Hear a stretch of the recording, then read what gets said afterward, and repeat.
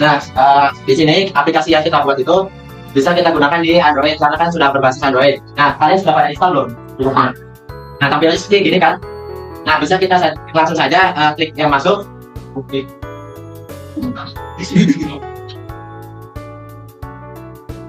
Nah, tampilan dari layarnya itu ada penjelasan mengenai tombol home. Di situ itu untuk kembali ke menu awal yang tadi masuk itu. Kemudian ada tombol musik itu, kita untuk mengaktifkan musik atau menonaktifkan musik. Kemudian tombol informasi tadi untuk masuk ke informasi. Kemudian ada tombol masuk itu untuk masuk ke menu awal.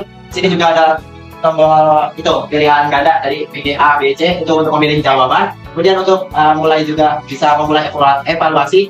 Kemudian ada tombol selanjutnya untuk menampilkan soal selanjutnya, dan untuk sebelumnya itu untuk menampilkan materi atau soal yang sebelumnya. Kemudian bisa kita klik lagi ke tombol home yang di pojok.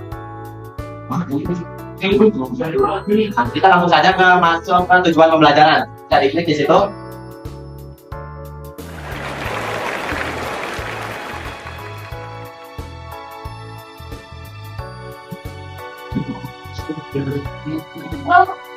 Nah, sebelum masuk ke materi di sini kita perhatikan ya. Di sini ada game.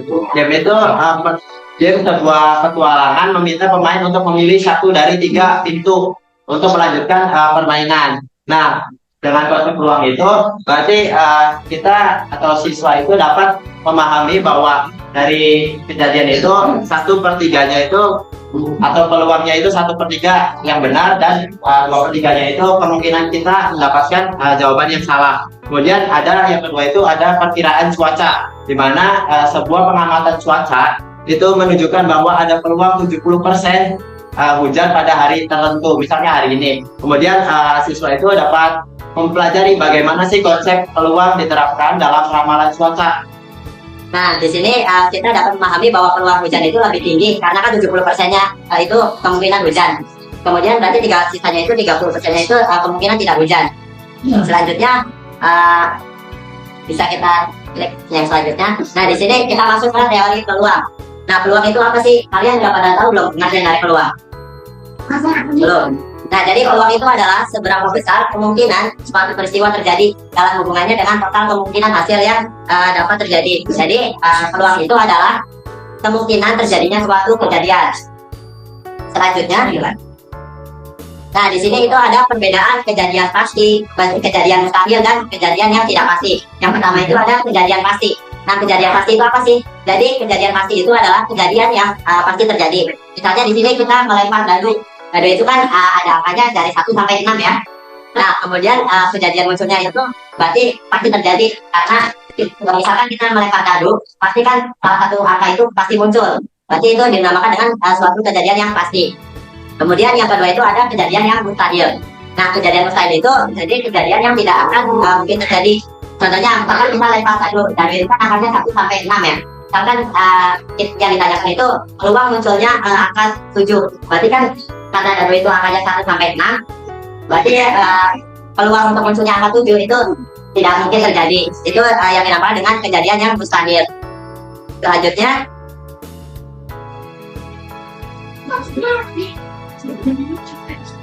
saja di sini yang ketiga ada kejadian yang tidak pasti. Nah, kejadian yang tidak pasti itu adalah kejadian yang tidak terjadi, yang bisa terjadi atau tidak terjadi. Misalnya kita melempar koin. Nah, koin itu kan ada dua, ya, di bawahnya itu ada gambar ataupun angka. Nah, kemudian karena koin itu yang kita lempar jatuh, kemudian bisa kita peluangnya itu bisa muncul ada gambar ataupun angka itu. Jadi peluangnya itu bisa muncul angka atau muncul gambar itu. Selanjutnya, di sini ada teori peluang. Nah, yang pertama itu ada percobaan. Kalian tahu belum sih percobaan itu apa?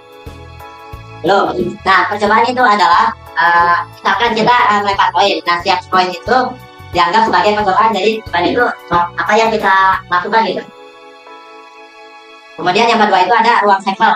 Ruang sampel itu jadi kemungkinan hasil dari percobaan dalam kasus itu. Misalnya ada kan kita melempar koin. Berarti ruang sampelnya itu ada gambar dan angka. Kemudian yang ketiga itu ada titik sampel. Nah, titik sampel itu adalah hasil dari satu percobaan. Jadi misalkan kita melempar koin nih, berarti muncul kemudian kita muncul yang kita lempar itu koinnya muncul angka, nanti titik sampelnya itu angka. Kemudian yang keempat itu ada kejadian. Nah, kejadian itu adalah hasil spesifik yang sedang dipertimbangkan. Misalnya kita itu tertarik pada kejadian munculnya kepala. Nah, maka setiap kali koin itu muncul dengan kepala itu dianggap sebagai suatu kejadian. Nah, selanjutnya ini ada konsep peluang acak. Jika kalian ingin melempar sebuah koin, maka pada koin sini tertera ada gambar dan angka. Jadi peluang jika kita melemparkan sebuah koin itu ada 1/2 atau 50% yang akan terjadi pada kesempatan itu. Selanjutnya, jika kita ingin mengetahui sebuah peluang dari dadu 6 sisi, maka kita hitungin sisi dari dadu tersebut ada berapa. Kan di dadu ini ada 6 sisi ya. Jadi peluangnya yaitu 1/6 atau 16,67. Nah, selanjutnya jika kita ingin mengambil sebuah bola dari topi, nah di sini bolanya ada 3 nih dari topi tersebut, maka peluang yang kita peroleh jika kita ingin mengambil sebuah bola tersebut yaitu ada 1/3 atau 33%. Selanjutnya jika kita ingin mengambil sebuah kartu dari deck kartu, di sini ada sebuah contoh gambar deck kartu, ada 52 deck kartu. Jadi jika kita ingin mengetahui nih sebuah peluang dari deck kartu tersebut, maka peluang yang akan kita peroleh yaitu ada 1/52 atau sekitar 1,92%. Selanjutnya di sini ada peluang empirik, klasik, dan gabungan. Nah, di sini ada yang tahu dulu nih peluang empirik itu apa. Nah, peluang empirik yaitu sebuah peluang yang muncul ketika suatu peristiwa atau eksperimen nilai muncul frekuensi relatif munculnya peristiwa itu jika banyaknya percobaan terhingga. Selanjutnya, jika peluang klasik, peluang klasik itu yaitu jika semua titik sampel atau ruang sampel berpeluang sama untuk munculnya sebuah peluang, maka dapat kita cari dengan sebuah rumus PA sama dengan NA per NS. Nah, di sini PA-nya yaitu sebuah titik sampel dari peristiwa A dan NS-nya itu sebuah elemen atau titik sampel dalam ruang sampel A. Selanjutnya di sini ada sebuah contoh soal. Sebuah topi berisi 5 buah bola merah, 3 buah bola biru, dan 2 bola hijau. Jika satu bola diambil secara acak, maka berapa sih peluang klasik untuk mengambil bola merah?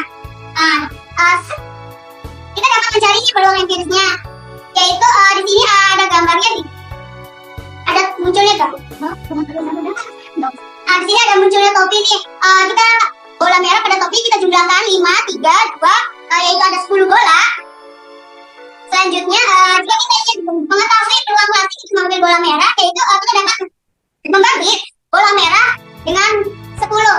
5 dibagi 10 maka 0,5 atau 5%. Selanjutnya di sini ada aturan dan konsep teori peluang. Yang pertama, aturan perkalian. Aturan perkalian ini digunakan untuk menghitung gabungan dari 2 buah atau lebih kejadian yang terjadi secara bersamaan. Nah, aturan ini untuk menyatakan bahwa peluang gabungan dari 2 buah kejadian yang saling bebas adalah sebuah hasil dari peluang masing-masing kejadian. Nah, di sini jika A dan B adalah 2 kejadian yang saling bebas, maka peluang gabungan terjadinya A dan B adalah PA dikali dengan PB. Selanjutnya ada aturan penjumlahan. Pada aturan penjumlahan, untuk menghitung peluang dari setidaknya 1 dari beberapa kejadian yang tidak dapat terjadi secara bersamaan. Nah, di sini jika A dan B adalah sebuah kejadian saling lepas, maka peluang terjadinya A atau B adalah penjumlahan dari peluang masing-masing kejadian, lalu kita kurangi peluang gabungan keduanya. Selanjutnya ada aturan komplement. Pada aturan komplement ini, untuk mencari peluang dari kejadian yang tidak terjadi, yaitu kita mengurangi peluang terjadi. Yang pertama, kita kurangi peluang yang terjadi. Nah, jika PH adalah peluang terjadinya suatu kejadian A, maka peluang tidak terjadi pada A, peluang yang tidak terjadi pada A yaitu 1 dikurangi PA. Selanjutnya ada aturan distribusi. Pada aturan distribusi, kasus peluang ini yang digunakan untuk menentukan peluang bersyarat, di mana peluang suatu kejadian tergantung pada terjadinya kejadian lain. Pada aturan distribusi ini, kita dapat memungkinkan perhitungan peluang bersyarat dengan perhitungan peluang dari kedua kejadian yang terikat. Selanjutnya ada aturan pohon. Nah, aturan pohon ini merupakan suatu metode sistematis untuk menggambarkan dan menghitung peluang dari serangkaian peristiwa yang terkait atau tergantung.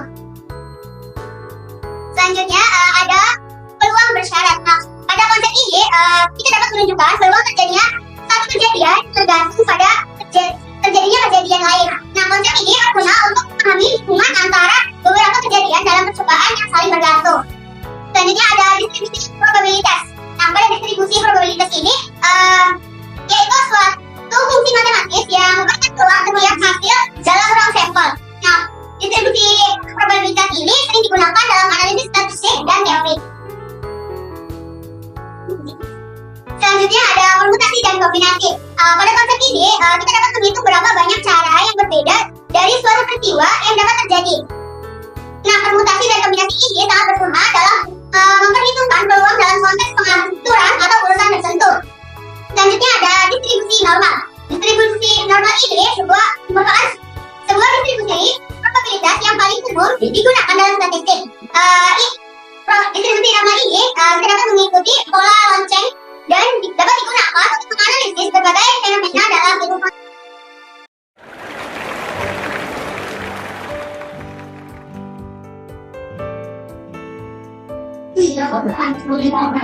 Oke teman-teman, sekarang kita back to menu yang pertama. Ada soal.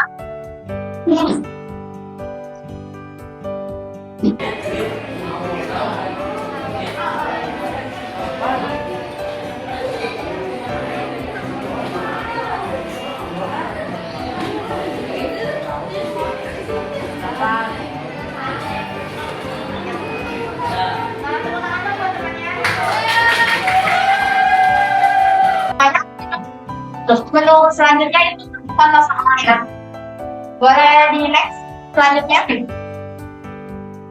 Oke, yang pertama jangan visual ya. Kita udah tahu lagi jawabannya. Banyaknya anggota ruang sampel pada penangkaran seperti tuang logam dan sebuah dadu yang dilakukan secara bersamaan adalah beberapa titik sampel. Jadi kita punya logam sama dadu.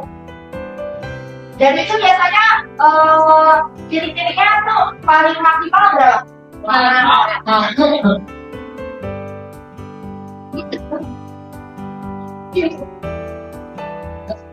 Kalau buat proyek ada berapa titik? Apa aja? Banyak apa? Ya sudah kepala. Gambaran apa? Sama yang belajar kan enggak? Nah, titik sampel itu gabungan dari keduanya. Kalian kira-kira ini titik sampelnya berapa? 18. 18 ada lagi. 20.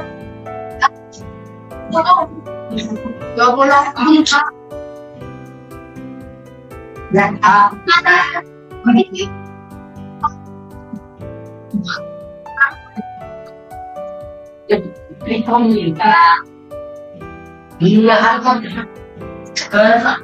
dari